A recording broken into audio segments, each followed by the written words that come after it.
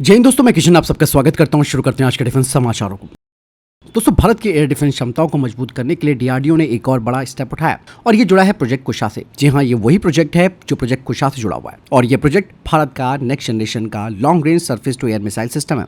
हाल ही में डीआरडीओ ने प्रोजेक्ट कुशा के तहत मिसाइल का विंड टनल मॉडल पेश किया है, यानी कि मिसाइल के एरोडायनेमिक्स और उसकी उड़ान की स्थिरता को जांचने के लिए ये एक मिनीचर मॉडल का परीक्षण किया गया है ताकि असली सिस्टम के डिजाइन में कोई खामी न रह जाए। इस प्रोजेक्ट की सबसे बड़ी खासियत यह है कि इसमें 550 से ज्यादा यानी कि 550 प्लस किलोमीटर की डिटेक्शन रेंज वाला नेक्स्ट जनरेशन का रडार होगा, यानी कि दुश्मन के एयरक्राफ्ट, मिसाइल या यूएवी को बहुत पहले ही पकड़ने की क्षमता होगी, जिसमें कि गैलियम नाइट्रेट बेस्ड मॉड्यूल्स होंगे जो कि इसे पुराने रडारों के मुकाबले ज्यादा पावर एफिशिएंट और हाई परफॉर्मेंस बनाते हैं। और हाँ, इसका फॉर्म फैक्टर S-400 के मुकाबले छोटा होगा, मतलब ये ज्यादा मोबाइल होगा, ज्यादा तेजी से डिप्लॉय किया जा सकता है और अलग अलग लोकेशंस पर आसानी से ऑपरेट किया जा सकेगा। अब आप सोचिए दोस्तों, अगर भारत के पास S-400 जैसा सिस्टम का अपना खुद का वेरिएंट होगा जो ज्यादा हल्का, ज्यादा स्मार्ट और पूरी तरह स्वदेशी होगा, तो इससे हमारी एयर डिफेंस क्षमता कितनी मजबूत हो जाएगी। और याद रखिए, ये प्रोजेक्ट केवल एक सिस्टम बनाने का नहीं है, ये आत्मनिर्भर भारत की दिशा में एक बड़ा कदम है। प्रोजेक्ट कुशा भारत के लिए वही कर सकता है जो इजराइल के लिए उनका डेविड स्लिंग और अमेरिका के लिए पैट्रियट सिस्टम करता है, यानी कि प्रोजेक्ट कुशा भारत की सुरक्षा का भविष्य है।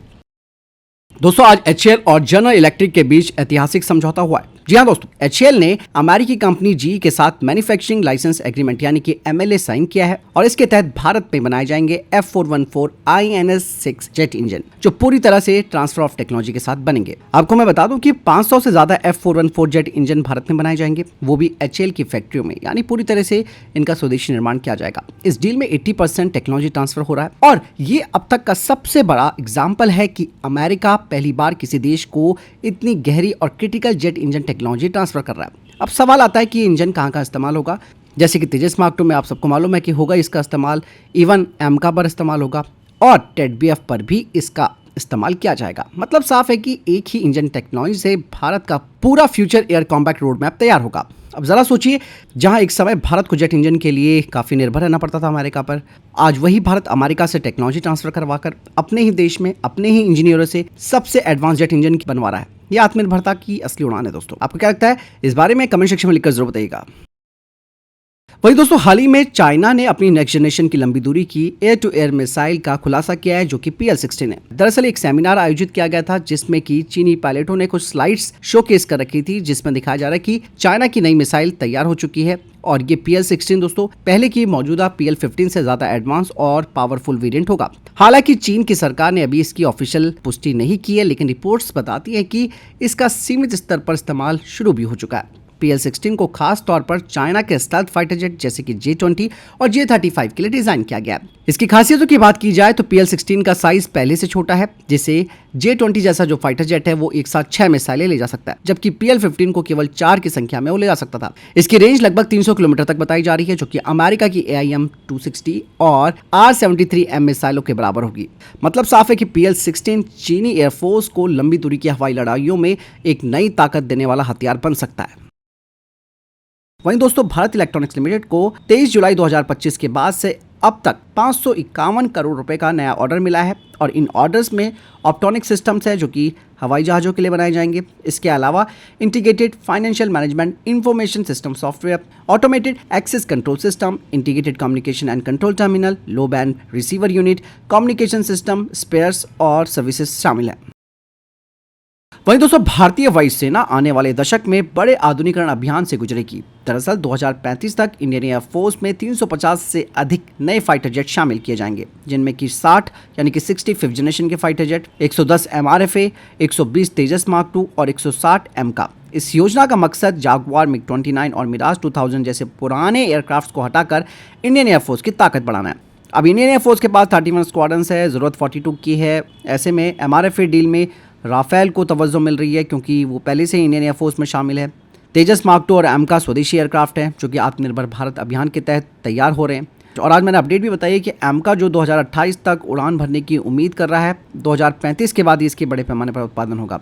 ऐसे में इंडियन एयरफोर्स किसी विदेशी पार्टनर से 5th जनरेशन का फाइटर जेट खरीद सकती है 60 की संख्या में। और इन नए फाइटर जेट्स में आइसर रडार, मीटियोर और अस्त्र मिसाइल इसके अलावा AI सिस्टम, स्टेल्थ टेक्नोलॉजी जैसी आधुनिक क्षमताएं होंगी जो कि चाइना के J-20 और पाकिस्तान को मिलने वाले J-35 जैसे खतरों का मुकाबला कर सकेंगी। 2035 तक इंडियन एयरफोर्स का बेड़ा आधुनिक और फ्यूचर रेडी फोर्स बन जाएगा।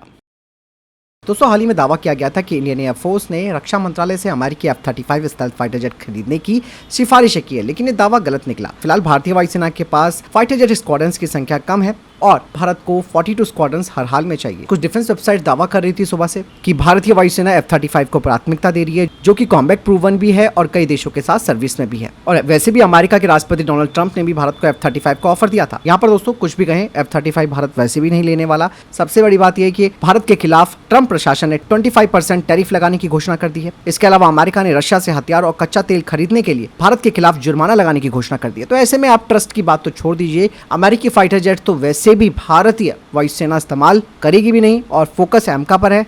लेकिन अगर जरूरत पड़ती भी है हमें 5th जनरेशन की, तो चाहे कुछ भी हो भारत को SU-57 की तरफ ही आगे बढ़ना चाहिए। अदरवाइज किसी भी 5th जनरेशन के फाइटर जेट के बारे में सोचने की जरूरत ही नहीं है, क्योंकि अमेरिका ने जिस तरीके से टैरिफ लगाया है वो सभी भारतीयों के लिए एक निराशाजनक खबर है। ऐसे में भारत को अपने डिफेंस बजट को बढ़ाने की जरूरत है। भारत को अपने मेक इन इंडिया जो डिफेंस प्रोडक्ट है उन्हें ज़्यादा तवज्जो देने की जरूरत है, चाहे क्वालिटी के साथ फिलहाल कंप्रोमाइज़ क्यों ना करना पड़ जाए। चीज़ें बहुत हैं, इसके अलावा महंगाई पर नियंत्रण रखना भी जरूरी है। साथ ही साथ एमका फाइटर जेट प्रोग्राम को और तेजी से आगे बढ़ाना होगा, क्योंकि दोस्तों प्रेशर भारत नहीं झेलने वाला और ना ही भारत अमेरिका की शर्तों के आगे झुकेगा। हालांकि भारत क्या एक्शन लेगा अमेरिका के खिलाफ ये तो तय समय बताएगा। फिलहाल आपको क्या लगता है अमेरिका के बारे में, कमेंट सेक्शन में लिखकर जो बताएगा। वहीं दोस्तों DRDO ने हाल ही में अपनी ultra light precision guided munition यानी कि ULPGM V3 का सफल परीक्षण किया था, जिसे अब हेलीकॉप्टर और UAV से लॉन्च करने के लिए तैयार किया गया। ये मिसाइल अभी 10 किलोमीटर की रेंज से टैंक और बख्तरबंद वाहनों को सटीकता से खत्म करने में सक्षम है। पहले इसे क्वाडकॉप्टर से दागने के लिए डिजाइन किया गया था, लेकिन अब इसे अटैक हेलीकॉप्टरों और जो आर्म्ड UAVs हैं उनके लिए अनुकूलित किया जा रहा है। DRDO इसे पॉडेड कॉन्फ़िगरेशन में डेवलप कर रहा है, जिसमें 8 से 12 मिसाइलें एक पॉड में फिट होंगी। एक हेलीकॉप्टर पर 2 पॉड लगाए जा सकेंगे, जिससे कि एक साथ कई लक्ष्यों पर यह हमला कर सकेगा। इसका हल्का और किफायती डिजाइन इसे ज्यादा संख्या में इस्तेमाल करने के लिए आदर्श बनाता है, खासकर कि उन हालात में जहां महंगी ATGM मिसाइलों का इस्तेमाल ज्यादा व्यवहारिक नहीं होता। भविष्य में DRDO इसकी रेंज को बढ़ाकर 18 किलोमीटर करने की दिशा में काम कर रहा है, जिससे कि मिसाइल गहराई में स्थित दुश्मन के ठिकानों को सटीकता से निशाना बना सके और ये भारत की एयरबोर्न एंटी टैंक क्षमता में बड़ा इजाफा करेगा। वहीं दोस्तों एक दुखद खबर आ रही है लद्दाख से, जहां एक दर्दनाक हादसा हुआ और इसमें हमारे 2 जवान वीरगति को प्राप्त हो गए। आपको मैं बता दूं कि एक बड़ी विशाल चट्टान उनकी गाड़ी पर आकर गिर गई। इस हादसे में लेफ्टिनेंट कर्नल भानु प्रताप सिंह मनकोटिया और लांस दफादार दलजीत सिंह ने देश की सेवा करते हुए अपने प्राण न्यौछावर कर दिए। आपको बता दें कि lieutenant colonel Mankotia 4th generation के फौजी थे। वे NDA, IMA से लेकर DSSC तक का हर कोर्स में टॉप करने वाले अधिकारी थे और पिछले साल उन्हें मैनेक्शॉ मेडल भी दिया था। ये दुर्घटना भारतीय सेना के एक आर्मर्ड रेजिमेंट की गाड़ी के साथ हुई, जो कि बहुत ही दुखद और हृदय विदारक क्षण है। इन बहादुर सैनिकों को दोस्तों हम अपने दिल से नमन करते हैं, श्रद्धांजलि देते हैं। इन वीरगति को प्राप्त हुए जवानों को शत शत नमन। और दोस्तों आज सुबह भारतीय सेना ने जम्मू कश्मीर के पुंछ सेक्टर में ऑपरेशन शिव शक्ति के तहत एक संगठित और सटीक आतंकरोधी अभियान चलाया। ये कार्रवाई मिलिट्री, सिविल इंटेलिजेंस और J&K पुलिस के संयुक्त इनपुट्स के आधार पर की गई, जिसमें कि आतंकियों की मौजूदगी की पक्की जानकारी मिल गई थी। सेना ने फौरन कार्रवाई करते हुए घुसपैठ के रास्तों पर घात लगाकर आतंकियों को घेर दिया। इस दौरान LOC के पास जबरदस्त मुठभेड़ हुई, जिसमें कि 2 आतंकियों को ढेर कर दिया गया और बड़ी मात्रा में इनसे हथियार और गोला बारूद बरामद किया गया है। और ये जो सामान इनके पास मिला है दोस्तों, उससे पता चलता है कि ये लंबे समय तक लड़ाई के लिए तैयार थे। हालांकि इसके बाद आसपास के क्षेत्रों में तलाशी अभियान भी जारी कर दिया गया है, ताकि और आतंकियों की मौजूदगी की संभावना को पूरी तरीके से खत्म किया जा सके। वहीं दोस्तों कल गोवा शिपयार्ड लिमिटेड ने स्वदेशी रूप से डिजाइन किया गया फास्ट पेट्रोल वेसल ICGS अटल को लॉन्च किया है और ये 8 आधुनिक गश्ती पोतों की श्रृंखला में छठा पोत है। 52 मीटर लंबा और 320 टन वजनी। इस पोत को तटीय सुरक्षा, द्वीप सुरक्षा, ऑफशोर एसेट्स की रक्षा, तस्कर रोधी, समुद्री डकैत रोधी और खोज और बचाव जैसे अभियानों के लिए तैयार किया गया है। इसके अलावा नासा और इसरो का Nisar satellite GSLV F-16 rocket से लॉन्च हो गया है। भारत और अमेरिका की संयुक्त अंतरिक्ष परियोजना निसार को सफलतापूर्वक आज अंतरिक्ष में भेज दिया गया है। निसार यानी कि NASA ISRO synthetic aperture radar है। ये एक एडवांस सैटेलाइट है जो कि धरती की सतह की निगरानी, भूकंप, हिमखंडों की गति और जंगलों में हो रहे बदलाव जैसी चीजों का पता लगाने में मदद करेगा। तो फिलहाल इस हफ्ते की टॉप डिफेंस अपडेट। वीडियो के सामने कोई प्रश्न जवाब है, आपको कोई सवाल है, कमेंट सेक्शन में लिखकर जरूर पूछ सकते हैं। वीडियो को लाइक और शेयर जरूर कीजिएगा। ख्याल रखिएगा अपना। जय हिंद, वंदे मातरम।